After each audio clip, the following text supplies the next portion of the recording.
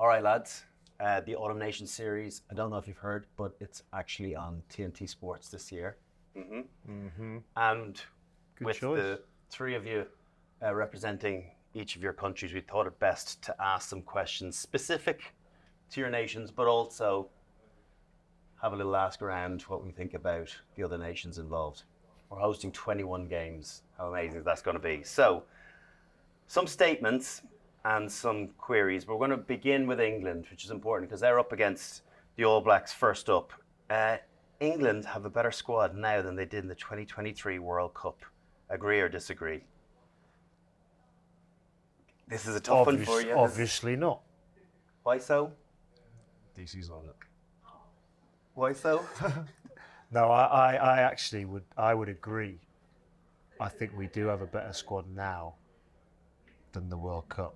I think we got a more exciting squad that's going to fit the game plan that we're trying to play. So some of these young, exciting backs that we've got, I would have to agree with your statement, Brett. I agree with you.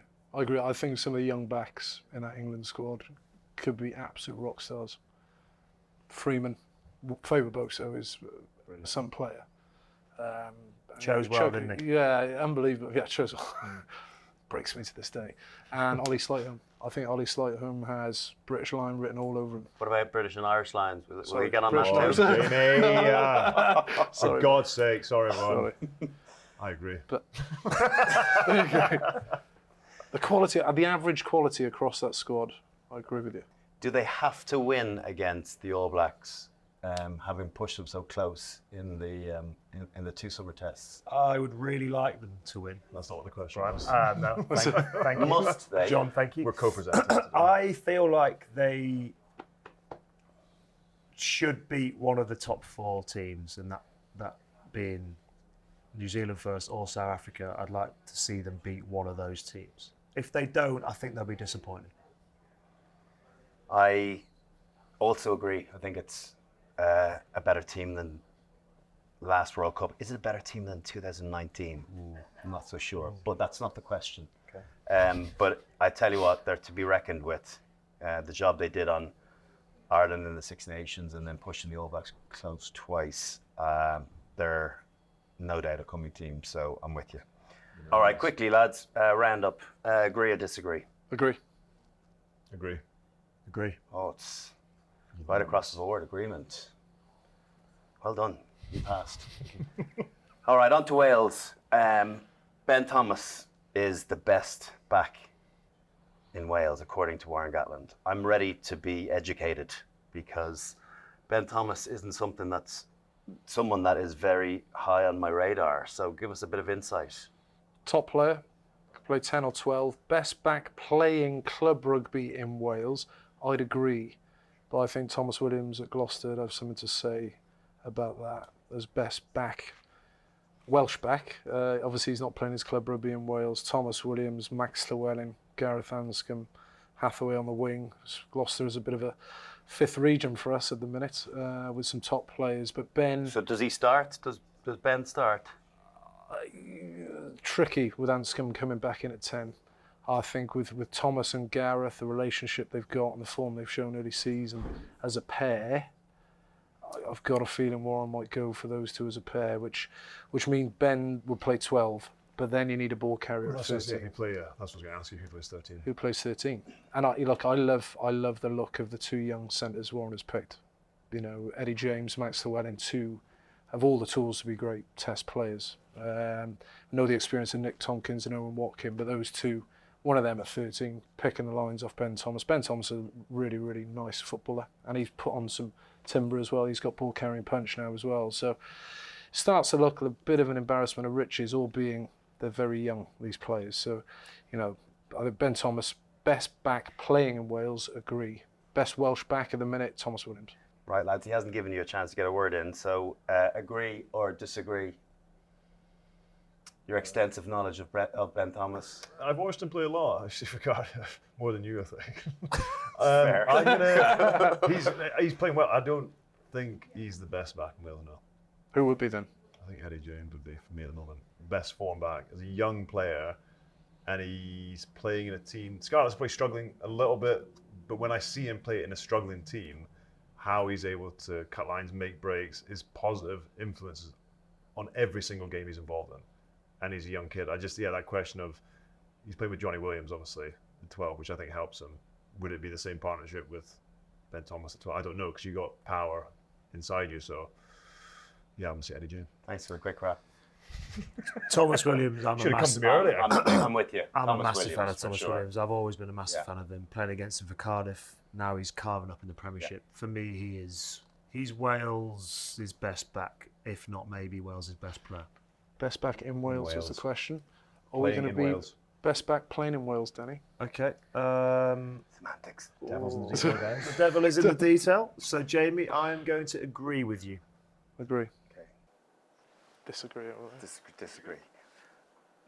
Okay, over to you, John. I'm going to say this with a straight face. Why did you have to start like that? Scotland will secure 4 wins from 4 this November. Agree. Fiji, South Africa, Portugal, and Australia. Disagree. You disagree? Yeah. How many will they get? If they go 4 from 4, I think I would expect them to beat Fiji and Portugal. I expect them to beat Australia. If they don't, just you look at the rankings, look at how they're playing, you look at where Australia are in terms of that journey, evolution with this new team. They're not sort of established in what they're trying to do. Scotland got the same group of players, same coaches, so I'd expect them to win those 3. If they beat South Africa, I think it would be the biggest win they'd had in. I can't think of a bigger win than probably when they won the 5 Nations. Genuinely, you look at how good South Africa are. You look at double Rugby World Cup winners, the depth they've got, the players they've got. It'd be huge. But I think the challenge that they've got is, I think that'd be too good. Where do you see Scotland at the moment? You happy with their progress? I think everyone's a bit frustrated. It's the same conversation. It comes around pre-World Cup, pre-Six Nations. There's a level of expectation now, and it's like, and people get bored of the same conversation, which is why people get frustrated. It's like, how are they going to take that next step? There's 3 wins in the last X number of Six Nations. How do they get to 4? And for all the money they looked like last year, and then they lose to Italy in Rome, which they've not done for 10 years or something since I was playing. So you just think I think the frustration from a fan's point of view is the drop off in performance in those games is massive. The emphasis on the players. They've got you look through that team and the players that Glasgow won the URC away in South Africa at the altitude versus the Bulls. Then you throw in a bit of experience with Finn Russell obviously playing at Bath, Blair Kinghorn, winning the Champions Cup with Toulouse, Ben White. They've got guys playing at top clubs throughout Europe, and the guys who are playing, in particular Edinburgh. I'm talking about the Jack Dempseys, the Sione Tuipulotus, the Matt Ferguson, Xander Ferguson. There's no reason when you go into that team that they shouldn't be better than they're sort of putting on paper at the moment. All right, so agree or disagree? Is it disagree for you? It's a disagree, but I want it to be an agree. Thanks for that. Oh. We'll take that as a given. Unless you're bitter so-and-so. No. Danny? It screams of 2 from 4 for me. For Scotland. Yeah?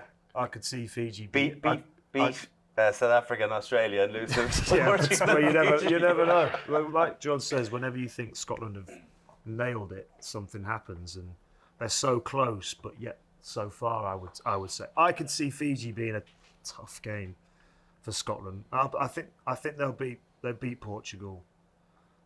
I think they'll lose to either Fiji or Australia, and they'll lose South Africa. So sorry, I disagree. I disagree too. I think 3 though. I think difficult place to go and play Murrayfield, and Australia just haven't been all that. So I'm going to go with 3. Dangerous beasts. 4 wins. Disagree. Won't be the Springboks. I think they'll win the other 3. Alrighty, moving on to Ireland. Let's get a bit snappier, lads. Caelan Doris is going to be Andy Farrell's Lions captain for next summer's tour to Australia. Agree or disagree? You kick us off, mate. I agree. Because I don't think there's anyone really putting their hand up. I think if you look at likely captains, why hasn't Marrow captained England? Why is he only captain of Saracens this year for the first time? When he was earmarked coming through as an under-20, Eddie Jones had his own version of events. It just feels as though there's a missing link there. The one thing I think works for and against Doris is that I do think it has the potential to be quite Irish heavy. And so if you want the coaches that you know well, do you pick the captain as well? Is that important? Or could you find an alternative? If you look at guaranteed starters, I don't think there's a million of them right now, where if you couldn't say, Gibson Park's not going to be captain. I don't know, it's hard to pick 10.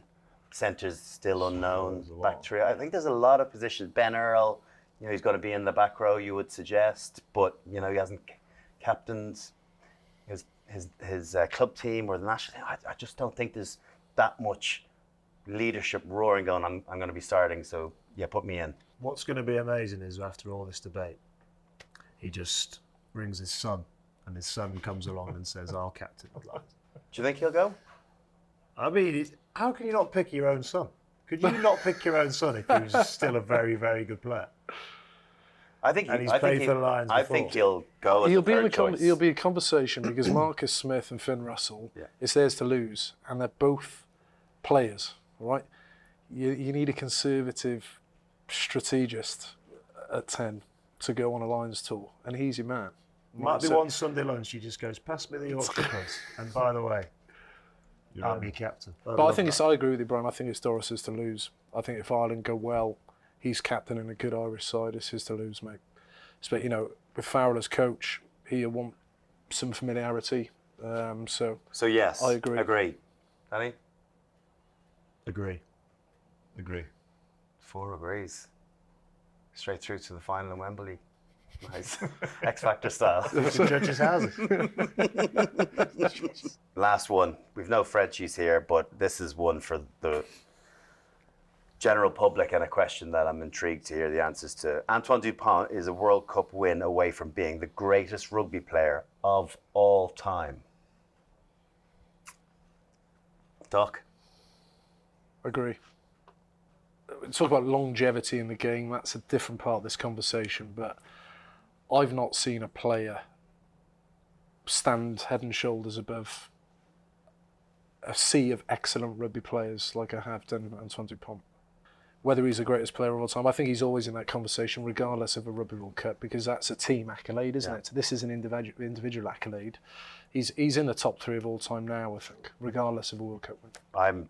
I'll firmly back that second comment up. I don't think he needs to win a World Cup to become the greatest player of all time. But you're a scrum half, Danny. Yeah, I'd agree with Some everything. scrum half, most of them. 21, Thank you, not 9. thank you for my full title. I agree, Jay. I think as well, some players have a level of excellence for a year, 2, 3 years.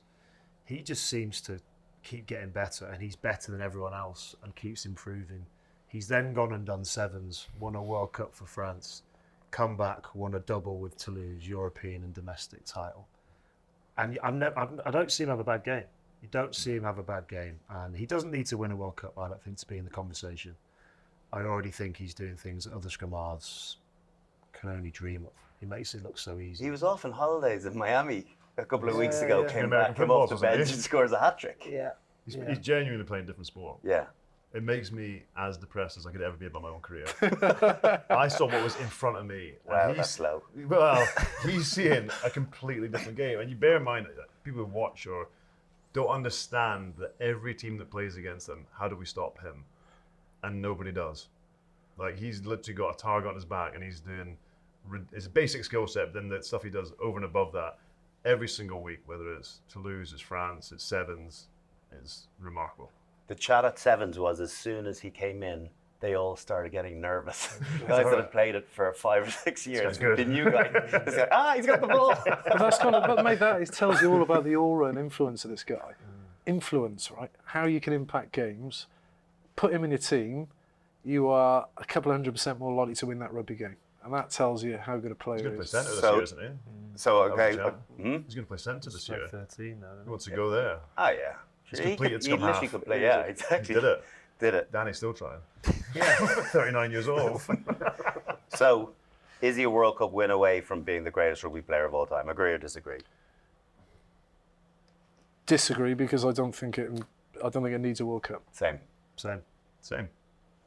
Delightful. Finish the sentence. The top try scorer this autumn will be John. Doing. Oh, I knew he was going to pick Doing. It had to They're be. playing Portugal. That's one. That's why. Fiji and Okay. Portugal get some tries up. Anyway. Okay, It's not Danny. a bad bet, that is it? All right, I'll go with Manny Faye-Wabosa. Same. Jamie George. Back of balls. Yeah. England Mall. Steve Borthwick. The young player to watch out for is Chuck. Ollie Slightholme. Ben Thomas.